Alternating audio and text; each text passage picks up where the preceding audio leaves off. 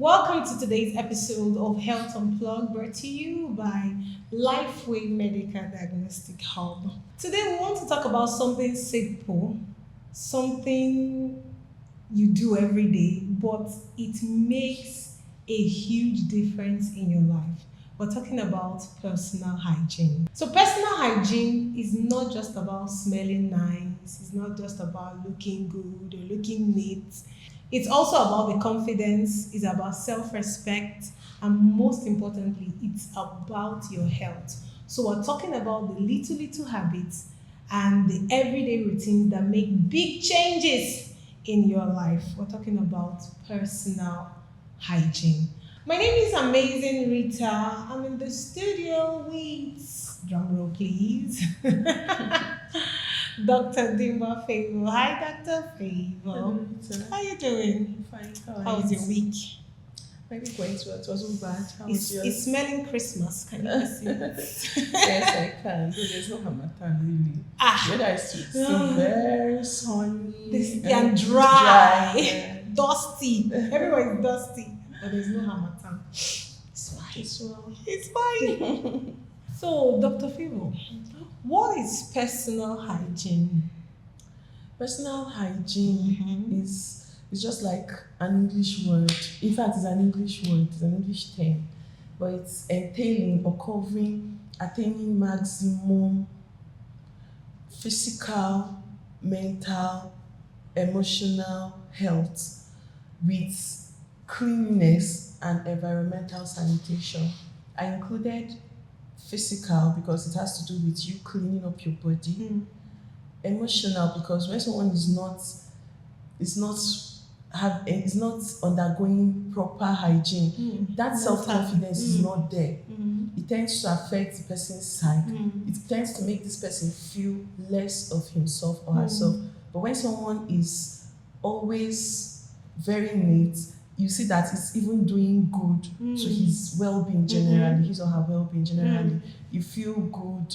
It even helps promote your health. So that's why I included all those things in what personal hygiene is. Okay, why is personal hygiene important to our overall health? Personal hygiene is very, very, very important to our overall health. Not just some reasons. appearance. No, not just appearance. If you see when I said what personal hygiene is, Not just I physical. didn't exactly even your environmental welfare or well-being is included in personal hygiene. This is because when you're optimal with personal hygiene, it helps to curb some diseases. Yes, like some diseases could be transmitted in various forms, and then appropriate personal hygiene would help to a great extent. Just like the hand washing we always talk about, if you're able to wash your hand as often as possible, it will help curb some infections, diseases, fecal oral, airborne, even your environment. Imagine an environment that is always having stagnant water. That could be a breeding space for mosquitoes and all of these insects, even some rodents. So you can see why personal hygiene is very important. So, you just talk about cleaning your environment, yourself, and everything just Yeah. because of your health. So, how does it actually affect or help the spread of diseases? All right, like I said now, imagine the environment filled up with stagnant water, grasses, bushes, not properly taken care of. It could serve as a breeding space for microbes, even mosquitoes, even rodents. We all know, like now, mosquitoes can cause, that's the female anopheles, can cause, bring someone down with malaria. Rodents, rats, we know, though not the whole types of rats, but then you cannot tell if this is the particular rat that could cause Lassa fever You pick and it up and others. check. Exactly. There's no how you can check. So a poorly sanitized environment could be breeding space for all of these things. Then imagine a place that is very bushy, and then some harmful animals could live or hide in the bush, in the bushy spaces, even snakes, like some harmful things. And then before you know it, it could maybe when the place is dark at night, they could come out and then cause harm to anybody just passing by. Yes, so these are some reasons why personal hygiene is very important. And like I said, personal hygiene is not just about your physical outlook, it includes your surrounding as well. So apart from bathing, brushing teeth, and probably doing there's something they call rub and shine. We'll get to that. You're already laughing because you know what it is. So, but apart from that, are there some personal hygiene that people neglect? Some habits Yeah, that people there are. neglect? There are like cutting nails now. Some people just leave their nails to get overgrown, not knowing that in that space between the nail bed and then the nail, like microbes could accumulate there. And then sometimes there are foods we use our hands to eat directly. And then just washing your hand, you just some people it's not even like everybody washes his or her hand in the right way. There are actually 5 steps to hand washing. So just washing the hand. Just washing the hand, they even tend to neglect the nails. Imagine someone that is very hungry and just hurrying up to wash his or her hand and then start eating the swallow. You can see that way fecal oral infection is having its Those way. that bite their nails. Exactly. Then another thing, some people they forget that in normally when you wear shoes, closed shoes, the leg, there are sweat pores everywhere on the skin. So there will be sweat or it will get wet, and then some people forget to air their shoes. This can help the growth of fungal organisms around the leg. So that's another hygiene that people overlook. Then the hair. Some people leave their hairs to be overgrown, very bushy. They have their bath and they forget to wash their hairs. They don't make it a daily routine. Women just left the WhatsApp group. That way, sometimes when you get close to them, you even perceive the stench that comes out. Hallelujah. So, sometimes organisms could grow there, yes, unknown to them. And that's because they tend to overlook that area. Then also the pubic hairs, the private hairs. Yes, some people they just overlook it. Some people feel like these parts of my body, they are hidden. People don't get to see them all the time, and then they overlook them. They don't really take care of them. Even some people, when they raise up their hands, you perceive stench from their armpit. And then it's not just what I'm affecting trying to forget. It's not just affecting them, it's affecting even the people around them, because these things tend to make the people around them feel very uncomfortable. Yeah, so these are some little personal hygiene that people tend to overlook. They feel like it's not so important. Meanwhile, it's very important. No, there's some smell you perceive, and in 1 month time, You won't forget. you won't forget it. It's stuck It's to in your nose already. And then you create a memory And in it your creates brain. a lasting memory. I understand. So I want to ask, Okay. things like washing of hands and bathing, how regularly should it be done? For bathing, there's no fixed. In fact, for both of them, there's no fixed duration. But for hand washing, as often times as possible, as many times as you can wash your hand in a day, it's very important. It's very helpful. It's very healthy. But for bathing, I can't tell somebody as often times as possible because most people are very busy. So you could have your bath in the morning. When you come back, you have your bath. Or if you're the type that sweats excessively or too much, at any free time you have, you could just have a cool shower to help you even feel better. Okay, so let's talk about oral hygiene. Now, some people feel because they brush because they don't want their tooth, they don't want tooth decay or whatever. Is that the only thing oral hygiene helps us? No, that's not the way. First of all, it helps you to boost your own self-confidence. That's true. Imagine. You can shout, "How!" Exactly, and then your neighbor is perceiving rubbish. The next time the neighbor sees you, the neighbor won't want to It's sit close to trust you. that is the problem. They'll say, "Talk to your neighbor." And And the you neighbor allow you. So that way, imagine Mr. A is talking to me and then I'm perceiving rubbish. Next time I won't want to sit beside Mr. A. And sometimes people don't, the person himself or herself won't know that his mouth is producing such stench. Do you understand? So just to boost that confidence, because sometimes someone's mouth could have bad odor and the person is unaware. So it's Yes. important. Even body odors. Exactly. That's one aspect of it. Secondly, leftover, if you don't brush, leftover foods stuck in between the teeth, microorganisms can act on them and then to now lead to inflammation. Before you know it, this person is coming down with toothache, the whole gum is infected, and then it's another issue. Before you know it, whatever organism that is causing that infection could start spreading to other parts of the body. So it's not just about the tooth decay, it's about your self comfort, your self confidence, gaining your respect before people, and then preventing toothache. Toothache can be very painful. You need to see adults who come down with toothache. Some of them cry like kids because it's actually very That's true. painful. Mm. Yeah. So, Dr. Favor, are there personal hygiene habits for different seasons, like Yes. hot season, rainy season? Yes, there are. Okay. So now that we are in hot season, I guess, are there some hygiene habits that we should practice more often?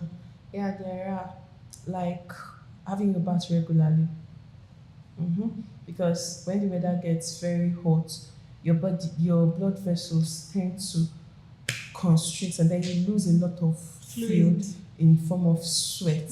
And then when the sweat dries up on the body, normally sweat in itself does not have odor, but then when it's left there, microbes break them down to release some compounds that could be offensive. So in hot periods like what we are in at the moment, it's encouraged that people should have their bath as often times as possible. Then the hand washing, that one is for all seasons, not in hot weather, rainy season, for all seasons as many times as possible. Then also the airing of our shoes, making sure we wash in between our toes. Yes. And then avoiding anyway, there are clothings for various or different seasons.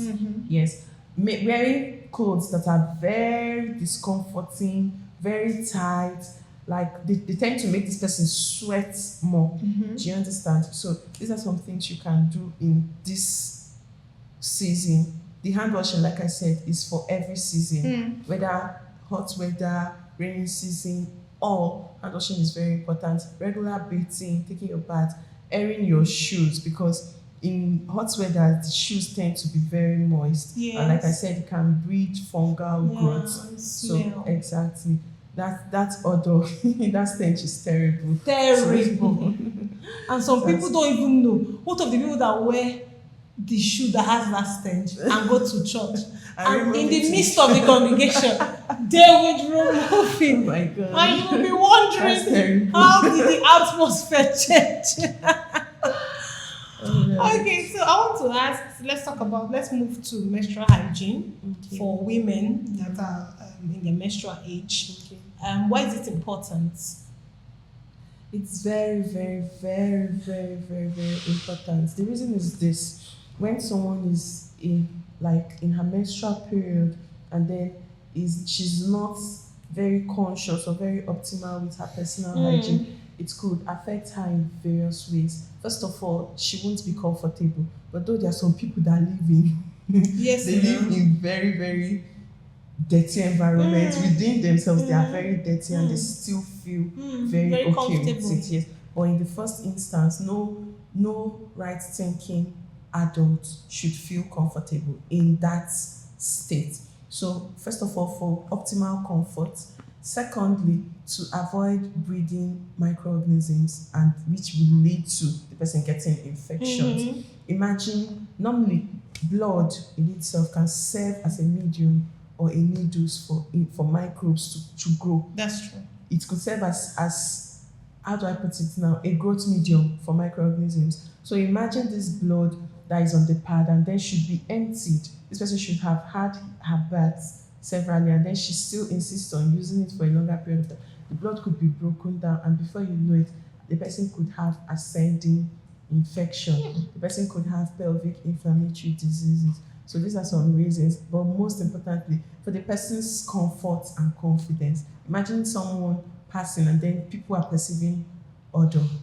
So it's not a good thing at all. So you know, as yeah, I found it funny that Okay. we adults Yeah. are still finding it difficult to keep proper hygiene. Okay. Now, let's imagine children.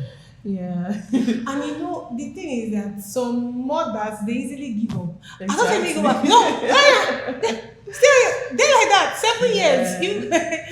So Just leave them. they'll just leave them because you are even it's burden on yourself now Yeah. trying to force another person. So how can parents actually encourage their children to keep proper hygiene? Hygiene. Okay, first of all, they should guide them and educate them. What do I mean? They should tell them the advantages, the benefits of proper hygiene, and they should tell them the disadvantages or aftermath of poor personal hygiene. Secondly, every parent must be patient with the child because normally they are transitioning into another phase, a different phase they've never been in. So it will take them some time to readjust, to readapt to this new lifestyle. Then for mothers who have female daughters, they should train or teach their daughters on the importance of personal hygiene, especially menstrual hygiene. Because some mothers are that nonchalant or indifferent that they don't even care. They don't. Their children are moving into menstrual age, and then they are not worried. Exactly. And instead of even helping these children Transit. exactly, they just ignore them. And then you see that most of these kids they even want to find solace or find confidence or tell confidential matters to people that are not even their parents, which is very wrong.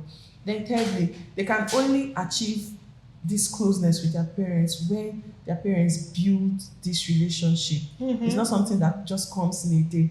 A child now can be growing and then not feeling this love from the parents. Yes. You don't expect a child in that age to just become very free with the parents. So one Yes. thing parents must learn to do as well is trying to create this relationship, this bond with their children, to make their children very free and comfortable with telling them everything. Yes, and then at this stage, these kids are beginning to develop secondary sexual character. Yes, and so they tend to be very shy. They don't want to open up. Yes, and if you've not created this bond with them, there's no how to open up to you. They will rather take it out to the public or rather keep it within themselves. And then before you know it, and it's at this stage, like I said, at this stage, you begin to perceive some body odor, which if it's not corrected at this stage, they can grow up with them. Yeah. So away from that, let's talk about genital hygiene. You know, I've heard a lot. Right. You know, a lot of people have different opinions. Some would say use water, some would say use water and salt. The latest one I heard is alum. Alum. Wow. So we say okra, what is I've not heard of that. So that's too extreme. on the internet, you can hear Are anything. you serious? Some will say use soap, floral soap, things that have. Some will say don't use it. You know, there are a lot of things. controversies. Yes, Yeah. a lot of controversy. And let me off the record. Why is it that it's always women? Because I've never seen them trying to advertise one wash for a man. It's always the women. Okay. But why is it important that people should take care of their genital area properly? All right. First of all, let me come to the what you added. Why is it majorly women? Women. Yeah, the reason is this because our genital organ is quite different from that of men. You can see that men, their own is more external. Do you understand? Our own, we have the external part, but then like our urethra is very short, 4 centimeters. Meanwhile, that of the males is very long. And then they have an outer skin covering most parts of the genital organ, but that's not the same for the women. Exactly. So that's why before something could travel through, and then the opening the males have is just the urethra. But the women, they have the vaginal opening, they have the urethra opening. So these are various orifices for any organism to ascend. Exactly. So this is the reason why it's more in females. Okay. Then coming to the care of the genital area, I personally have heard people say use just water. I've heard people say use this, use. But then now for genital hygiene, what I have to say is this: you can use mild soaps, but the area of the genital you're washing with the mild soap is not the inner part. Inside. You're just washing up the Outer. exactly the labia. We have the labia majora and the labia minora. Minora is the inner one, while the majora is the outer covering. So you could use mild soaps to wash the outer covering, not inside exactly. Then why people you hear people usually say you can use just water is because the the vagina is a self-cleansing organ. So that's why you don't really need to wash inside it. It has a way How of far taking can care you of go? it has a way of taking care of itself. All you need to do is just to wash the outer covering. Then another thing is when you use harsh soaps to wash that area, it tends to alter the normal flora there. Normally we have organisms in various parts of our bodies that we refer to as normal flora. This normal flora, they actually have functions or roles they play there. Like the normal flora in the vagina, it helps to keep that environment acidic. So when you use all these harsh things, harsh salt and all these chemicals to wash in that area, and then it goes in, it tends to destabilize the normal flora there. And before you know it, this person is coming down with candidiasis and what have you, yeast infection. Exactly, candidiasis is an example of a yeast infection. So that is majorly it. And also you find some women saying they are douching. I don't know if you've heard of this douching. Some people use a lot of herbal things, they use a lot of chemicals, and it's very wrong because what douching does, it alters the normal flora as well. And then this person starts to come down with infection. So what we're picking out from this particular question now is the vagina is a self-cleansing organ. One, it has a pH that should be maintained, and that pH should be maintained by the normal flora there. So we should all try to avoid harsh things, chemicals, all these things that will alter the pH of the normal flora. You could use mild soaps to wash the external area around the vagina. Exactly. Then then this one generally both for males and females learn to shave off the excessive hairs there so that it does not serve as exactly so that organisms don't get in there and start enjoying themselves or having fun. You know, that's the thing. So people don't know that excessive hair can actually promote organisms growing and smell. Because smell tends to stick to the hair skin, the hair follicle and everything. Before you see, one man will tell you, this is how I am. This is how a man should be. Just imagine now, I know we've all heard of lice. Lice, yes. Hair lice. So it's not just restricted to the head. So imagine someone having such a bushy area there, and then there are lice growing there. Oh my god. So you can just picture. So in fact, it's important for everyone to take care of Let's that. talk about underwear. Exactly. I think we should. Because some people feel, okay, I've shaved, I'm washing properly, but they reuse their pants, reuse boxers. Very terrible and very bad because, like I said, normally sweat in itself is not malodorous. But then when the sweat is released, it is broken down by microbes and then it releases some compounds that produce very offensive odor. So imagine someone sweating, because most times that area is covered. Most times of the day, both males and females, we cover that area. So imagine sweating and then after the day, you're coming back home. Even if you claim to have your bath multiple times, but then you don't change the inner wear, it's almost like self-deception. So it's not just about the panties, the boxers, even the tights. Yes, proper hygiene includes changing them frequently, not using them over and again. Another thing that you forgot to add is bra. Very true. So Some people can change pants every day. but they use their They will use bras one for bra for 3 weeks. that's too And bad. they'll bring it and wear That's terrible. Oh my god, that's very bad. Hmm. Just the same way we are looking at taking care of the genital area, that's the same way our bra is also covering an important organ in our body. And if sweat. it's very close to the axilla, the armpit, yes. and then when someone sweats, it drains on it. So it's important we change it often.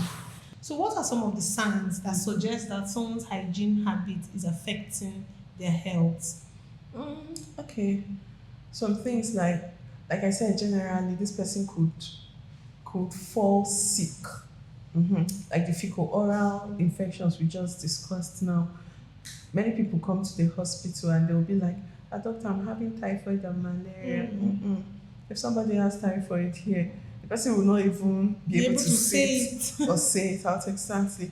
And then the organism, the causative agent for typhoid is fecal oral.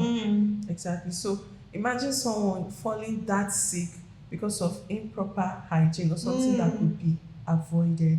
Some people come down with gastritis, diarrhea, vomiting because of poor hygiene. They used hands or fingers contaminated to eat. Not just even about the hand, even like I said, the environment.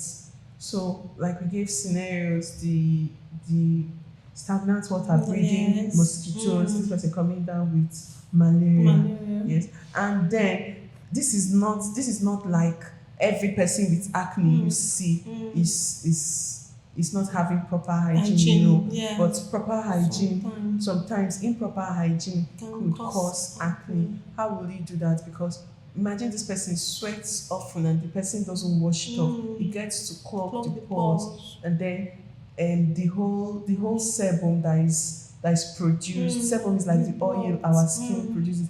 It cannot be pushed out, so it stays clogged in that area, and then a bacteria acts on it, breaks it down to cause acne. So that's actually what happens. But that does not mean everybody with acne is having poor hygiene. So these are some things that poor hygiene could cause. Okay. So lastly, before we go, what are some hygiene practices that you advise our audience to not neglect? Okay. And the word of advice.